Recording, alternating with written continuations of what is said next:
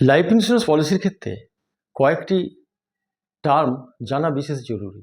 যেমন AB, এডিডিবি, TRB, পিডাব্লিউবি। আজকে আমি এডিডিবি এই বিষয়ে একটু ধারণা দেওয়ার চেষ্টা করব। আপনি যখন কোনো লাইফ ইন্স্যুরেন্স পলিসি এজেন্টের কাছ থেকে নেবেন, তখন তাকে বলবেন অবশ্যই আমার যেন এডিডিবি রাইডার দেওয়া থাকে, অর্থাৎ অ্যাক্সিডেন্টাল ডেথ এবং ডিসেবিলিটি বেনিফিট।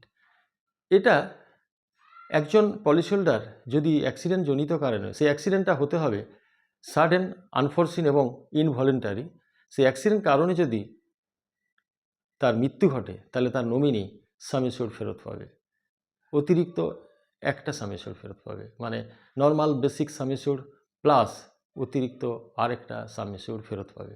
দ্বিতীয়, ডিসেবিলিটি বেনিফিট। এই ডিসেবিলিটি বেনিফিট অর্থাৎ তিনি যদি টোটাল আর পার্মানেন্ট হন, তখন তাকে এই ডিসেবিলিটি বেনিফিট আগামী 10 বছর ধরে বছরে 12 মাস অর্থাৎ 120টা ইনস্টলমেন্টে তাকে সাম অ্যাসিউরড প্রতি মাসে পে করা হবে এবং পরবর্তী প্রিমিয়াম তার বন্ধ থাকবে।